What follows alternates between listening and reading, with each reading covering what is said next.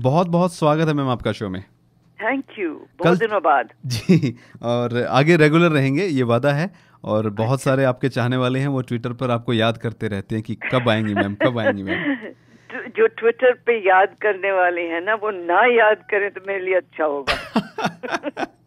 वो चाहने वाले हैं मैम, कभी चाहत होती है चाहने तो वाले नहीं है शिवकांत, तुम भी जानते हो और मैं भी जानती हूँ। खैर बोलो। जी, कल शाम 6 बजे तक महागठबंधन था, प्यार थी, मोहब्बत था, सब चल रहा था। अचानक 6 बजे के बाद परिस्थितियां बदली, रातों रात सत्ता बदली, डीएनए भी बदल गया। और जो नीतीश कुमार सुशासन बाबू थे, उन पर लालू ने आरोप भी लगा दिए कि वो हत्यारे हैं। कुल मिलाकर बिहार की राजनीति बिल्कुल बदल गई है। इसके क्या मायने हैं? अभी कहा नहीं जा सकता कि आइंदा क्या होने वाला है बिहार में। जी, सीधी सी बात है। क्योंकि एक तो मैं नीतीश कुमार की सच बताऊं तो इतनी बड़ी फैन नहीं हूं, ना कभी थी और ना शायद कभी होंगी। जी, जी। क्योंकि बहुत ही अजीब किस्म की राजनीति रही है नीतीश की। जी। 2014 में वो सिर्फ इसलिए अलग हुए बीजेपी से क्योंकि नरेंद्र मोदी का नाम प्रधानमंत्री के यानी कि कैंडिडेट के लिए चुना गया था। याद है? जी बिल्कुल। गोवा में जो था उसमें चुना गया था और उसके यानी कि उस वक्त वो प्रधानमंत्री थे भी नहीं। फिर इतना वो नफरत ये दिखा चुके हैं पिछले 2 सालों में। बिल्कुल कि जी हम मोदी ये हैं, मोदी वो हैं। और वो चुनाव याद करो जरा, उनकी वो भाषण याद करो चुनाव वाले। जी, 2015 में जो चुनाव हुआ था कि ये हो जाएगा, वो हो जाएगा। और अब जब प्रधानमंत्री बन गया है वो आदमी जिनके साथ इतनी नफरत इन्होंने दिखाई है, अब सब ठीक है। तो मुझे तो समझ में नहीं आता कि ये क्यों कर रहे हैं। जी, एक चीज जो लोग भी कह रहे हैं और आप बताएंगे ज्यादा इस पर, क्या नीतीश कुमार 2014 इलेक्शन से पहले मोदी को अपने समकक्ष मानते थे, बराबर मानते थे? और जब अब 2-3 साल हो गए हैं उनको और ताकत जो है मोदी की बहुत कई गुना बढ़ गई है, तो क्या इन्होंने सरेंडर कर लिया है कि मेरा भविष्य अब यहीं सुरक्षित है? शायद। लेकिन मैं फैन ना होते हुए भी ये कहने को तैयार हूँ कि अगर मैं किसी गठबंधन में होती ऐसे राजनेता के साथ जिसके खिलाफ उस तरह की भ्रष्टाचार के जो आरोप लगे हैं लालू यादव और उनके परिवार पे, तो मैं भी थोड़ा घबरा जाती। जी। क्योंकि नीतीश कुमार के बारे में आप चाहे कुछ भी कह लो, लेकिन भ्रष्टाचार का आरोप अभी तक उन पर नहीं लगा है और शायद नहीं भी लगेगा कभी भविष्य में। जी। तो मैं अगर नीतीश की जगह होती, एक तो मैं शायद गठबंधन में वो आने को तैयार न होती लालू यादव के साथ में।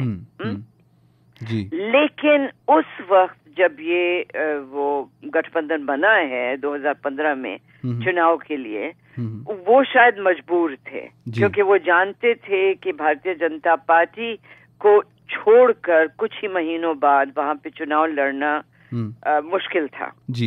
जी। तो शायद मजबूर होकर उस वक्त इन्होंने ये गठबंधन बनाया। जी। और अब जो ये आरोप लगे हैं ना, ये बहुत मेरे ख्याल में बहुत सीरियस है।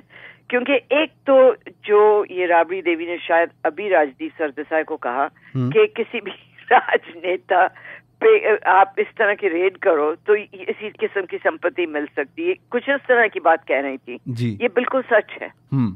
क्योंकि राजनेता बनने की देर है कि जो कल तक वो छोटी सी मारुति में घूम रहा था, जी, वो एकदम गाड़ी भी बदल जाती है, बीवी के जेवर भी बदल जाते हैं, सब कुछ बदल जाता है। और अगर किसी भी, मैं यकीन से ये कह सकती हूँ आपको कि 1-2 को अलग रख कर, मुझे नहीं लगता कि नरेंद्र मोदी के घर में, एक तो नरेंद्र मोदी का घर है ही नहीं। जी। है क्या? नहीं, वो सन्यासी हैं, उनके नाम नहीं है कुछ भी। अच्छा, नहीं, पर उनके जो ना उनके भाई के जीवन में कोई तरक्की हम देख रहे हैं पिछले 3 सालों में, ना उनकी माँ के पास कोई नई गाड़ी आई है, और माँ से तो बहुत प्यार करते हैं वो हम जानते हैं। बिल्कुल। जी। तो 1-2 को अलग रख कर 1-2 सियासतदानों को रख कर अलग बाकियों के ऊपर अगर रेड हो जी तो वही चीजें मिलेंगी जो इनके घरों में मिली हैं। इनके जो बड़ी बड़ी कोठियां हमने देखी हैं वो सबके पास हैं जी। तो लालू के बारे में यही कहा जा सकता है कि ये बहुत ही वो कमजोर किस्म के चोर हैं क्योंकि पकड़े जाते हैं बार बार जी। पहले वो चारा घोटाले में पकड़े गए, अभी तक केस चल रहा है और वो ऐसा वो साजिश जो थी चारा चुराने की वो इतनी रद्दी थी कि कोई भी पकड़ा जाता, लेकिन लालू यादव बार बार पकड़े गए हैं। जी एक बात मैं आपसे पूछना चाहूंगा, जैसे कि लालू यादव ने ये कहा कि आरोप लगे थे तेजस्वी पर और आरोप लगने से इस्तीफा नहीं दिया जाता। उन्होंने बोला कि उमा भारती पर आरोप हैं, रमन सिंह पर आरोप हैं, व्यापम घोटाले में मामा जी पर भी आरोप हैं, तो उनसे तो कोई इस्तीफा नहीं लिया गया। क्या ये राजनीति जो अब हो रही है, जिस तरीके से लालू यादव करप्ट थे, पहले भी थे, आज भी हैं, उन पर आरोप भी हैं, पेशियां भी हैं, तो नीतीश कुमार उनके साथ गए, वापस भी आ गए, क्या लालू यादव के खिलाफ कुछ साजिशें हो रही हैं क्या, या फिर ये बीजेपी किसी तरीके से आना चाहती थी बिहार में और उनके पास ये एक साम दाम दंड भेद वाली नीति जो है उसमें से एक इन्होंने तीर चलाया और चल गया? ऐसा हो सकता है जी, ऐसा हो सकता है, इसमें तो कोई शक नहीं। तो क्योंकि आरोप सब पे हैं। जी, आरोप बहुत लोगों पे हैं, गंभीर आरोप। जी, व्यापम से बड़े आरोप नहीं हो सकते हैं, उमा भारती पर भी हैं, कई ऐसे बड़े नेता हैं जिन पर बड़े गंभीर आरोप हैं, उसके बावजूद कुछ कार्रवाई नहीं हो रही है और कुछ सेलेक्ट जो है उन पर हो रहा है। नहीं, जिसकी लाठी उसकी भैंस वाली बात है। जी, तो ये लाठी तो फिर जिस तरीके से समीकरण की हम बात कर रहे थे, क्या समीकरण बैठेंगे, तो 2019 में भी लाठी ये बीजेपी की हाथ में पक्की रहेगी, लग रहा है, लगता है जी फिलहाल जी। लेकिन राजनीति के बारे में मैंने तो भविष्यवाणी करना बिल्कुल बंद कर दिया है क्योंकि कोई नहीं कह सकता, भगवान भी नहीं कह सकते कि 2019 में क्या होने वाला है जी। अब परसों तक क्या आपको मालूम था कि बिहार में इतना परिवर्तन आ जाएगा एक दिन में?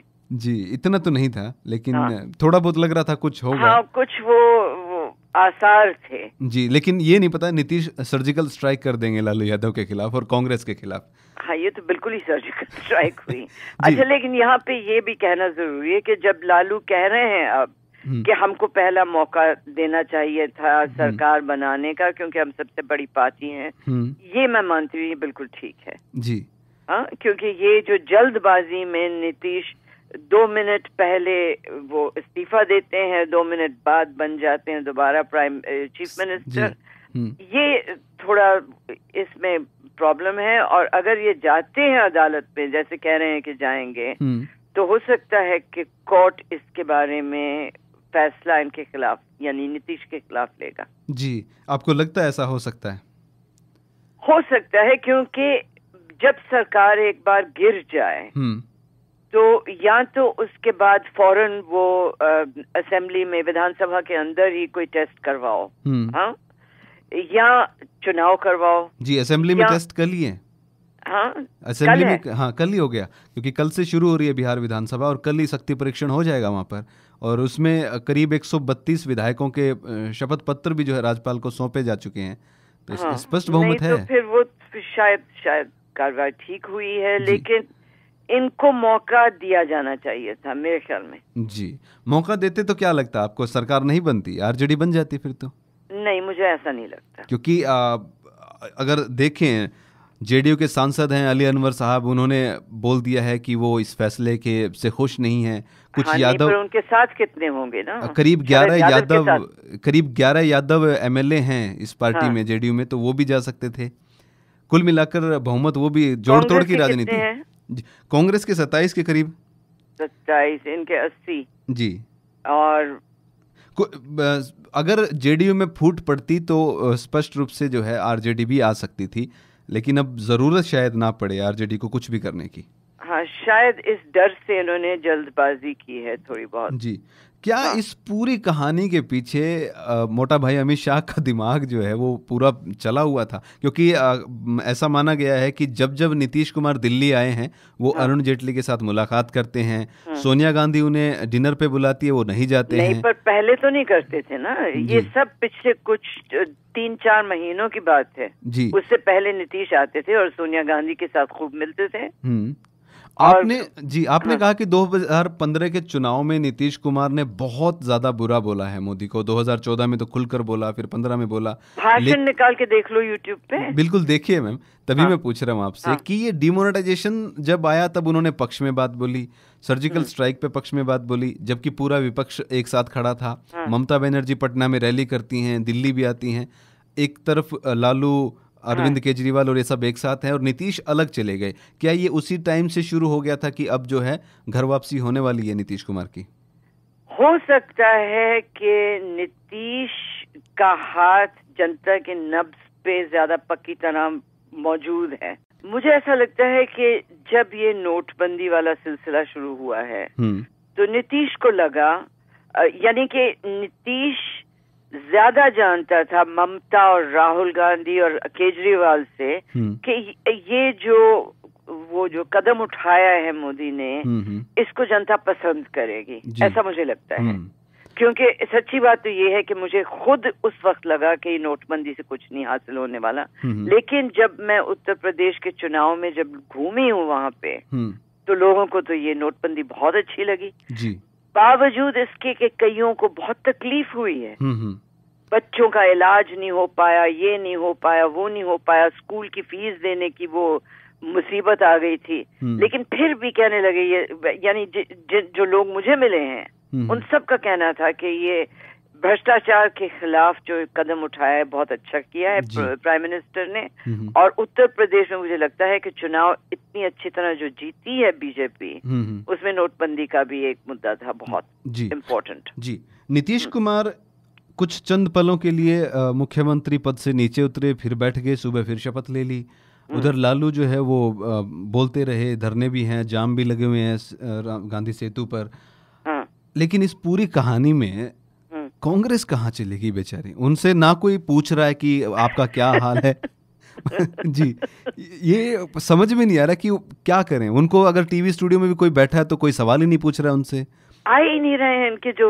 मैंने तो सोचा था कि राहुल गांधी कम से कम इस पे तो बात करेंगे, लेकिन चलते चलते पार्लियामेंट के अंदर जाते जाते कुछ दो शब्द बोल गए। जी नहीं, राहुल गांधी ने बोला है कि नीतीश कुमार जी ने धोखा दिया है, मुझे पहले से ही पता था।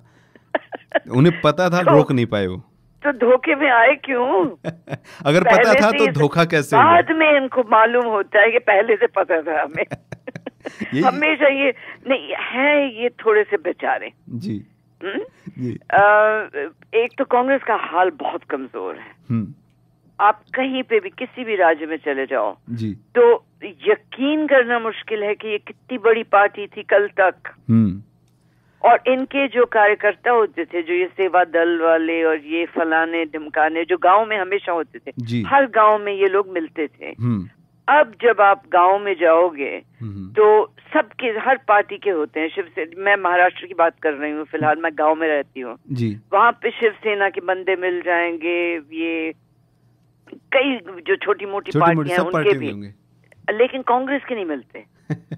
तो ये पता नहीं ये गायब हो गए हैं या मायूस हो गए हैं या दूसरी पार्टियों में चले गए हैं, लेकिन दिखते नहीं हैं। इफेक्ट है, राहुल गांधी का इफेक्ट है।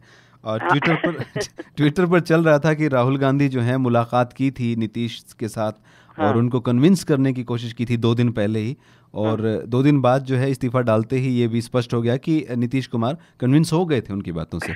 तो राहुल गांधी का पूरा इफेक्ट है पूरी राजनीति में। और लगता है जी, एक बात ये भी आई थी कि नीतीश कुमार जब इस्तीफा डालने जा रहे थे तो उन्होंने महासचिव कांग्रेस के किसी को फोन किया, उनको बोला कि वो इस्तीफा डाल रहे हैं, तो वहां से जवाब ये मिला कि मैं मैडम से और राहुल जी से पूछ कर आपको बताता हूँ।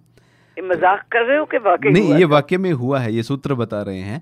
अच्छा? और मैंने भी खबरों में देखा कि ऐसा हुआ, लेकिन नीतीश कुमार ने ये बात सुनते ही फोन काट दिया और वो चुपचाप। जी अच्छा, अब थोड़ी सीरियसली बात करते हैं। मेरा मानना है कि हमारी जो राजनीति में सबसे बड़ी कमजोरी आई है पिछले 2-3 दशकों में, तो वो है ये परिवारवाद वाली। जी हाँ, और जिसका सबसे जो बड़ा उदाहरण है गांधी परिवार। जी, और गांधी परिवार के होते हुए कांग्रेस पार्टी धीरे धीरे खत्म हो गई है। जी हाँ, तो मेरा मानना है कि अगर कांग्रेस पार्टी को दोबारा एक राजनीतिक दल बनकर उभर के आना है, तो ये माँ बेटा बेटी ये सब पीछे हटने को अगर तैयार होंगे, तब जाकर कांग्रेस दोबारा एक राजनीतिक दल बनकर आ सकती है। जी। और दूसरा मिसाल जो वो ये बिहार का है, वहां पे तो बिल्कुल ही एक नए तौर पे परिवारवाद इसने दिखाया है लालू यादव ने। एक तो जब ये जेल गए थे तो बीवी ने कभी किचन के बाहर झांक कर नहीं देखा था कि क्या हो रहा है बिहार में, उनको बना दिया मुख्यमंत्री। और उस वक्त मुझे याद है कि मैंने, और ये कोई 97 या 98 वाली बात है, मैंने राबड़ी देवी को इंटरव्यू किया था उनके जब मुख्यमंत्री बनी है। तो मैंने जब उनसे पूछा कि ये आप तो शिक्षित भी नहीं है ज्यादा, तो कहने लगी क्या शिक्षित होना जरूरी है क्या? हमारी आंखें नहीं है, नाक नहीं है, हम जानते नहीं है कि हम कान नहीं है, हम सुन नहीं सकते। और उसके बाद कहने लगी कि वैसे भी सरकार तो ये अधिकारी चलाते हैं, हमारा क्या है इसमें। तो ये लालू यादव की फिलॉसफी है शायद, क्योंकि एक बेटी को भेज दिया है राज्यसभा में, 2 बेटे बिहार की सरकार में, और ये खुद दोनों मिस्टर और मिसेस लालू यादव तो दोनों राजनीति में हैं। तो ये इन्होंने जो गांधी परिवार से ये सिलसिला शुरू हुआ है परिवारवाद का, इंदिरा गांधी ने इसकी नींव डाली थी। तो अब जाके जो महल लालू यादव ने बनाया है बिहार में, ये अगर गिर जाए तो बिहार के लिए बहुत अच्छा होगा, क्योंकि लालू यादव जब मुख्यमंत्री थे और जब इनकी बीवी मुख्यमंत्री थी, तो बिहार इतना पिछड़ गया है बाकी राज्यों से कि मुझे आंकड़े याद नहीं है, लेकिन हद ही पार करके ये पीछे ले गए थे बिहार को। जी, एक आखिरी सवाल अब आपसे पूछूंगा। हाँ। अब नीतीश और बीजेपी या फिर नीतीश और मोदी का साथ आप कहां तक देख पाते हैं? कहना मुश्किल है। क्या आपको लग रहा है कि ये नहीं चल पाएगा? चल सकता है और शायद ना भी चले, कहना मुश्किल है। भविष्यवाणी नहीं करेंगे कोई आप? नहीं करूंगी। और नीतीश के लिए अच्छा कदम? नीतीश के लिए शायद अच्छा कदम। जी, मरता तो ना क्या करता वाली कहावत है कि आखिरी यही रास्ता था एक। नहीं, दूसरा नीतीश की जो छवि है वो एक बहुत साफ सुथरी छवि है। तो अगर ये लालू के साथ रहता, इतना वो भ्रष्टाचार के इतने मामले होने के बाद, तो दाग तो इस पे भी लगते ना। जी, कीचड़ उछलता तो छींटे जरूर लगते। कुल मिलाकर पुत्र मोह में जो है ये गठबंधन है लालू ने खत्म कर दिया। पुत्र मोह में देश की सत्ता चली गई, यूपी की चली गई और अब बिहार की चली गई।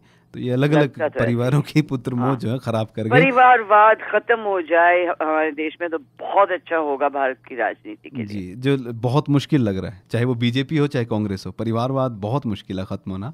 नए नए उदाहरण हमारे सामने आते रहते हैं। फिलहाल लालू यादव की बहुत बड़ी फैमिली अब फंसी हुई नजर आ रही है। बहुत बहुत धन्यवाद मैम आपका शो में आने। Thank you. तो ये थे हमारे साथ तवलीन सिंह, जिन्होंने नीतीश के कदम को सराहा है, लेकिन बीजेपी जेडीयू गठबंधन पर वो चुप्पी साधे हुए। उनको ज्यादा भविष्य क्या होगा, भविष्य गर्भ में क्या है, ये वो नहीं कहना चाहती। लेकिन इतना जरूर है कि जो भी हुआ है वो अच्छे के लिए हुआ है। One India YouTube Hindi channel में फिलहाल इतना ही।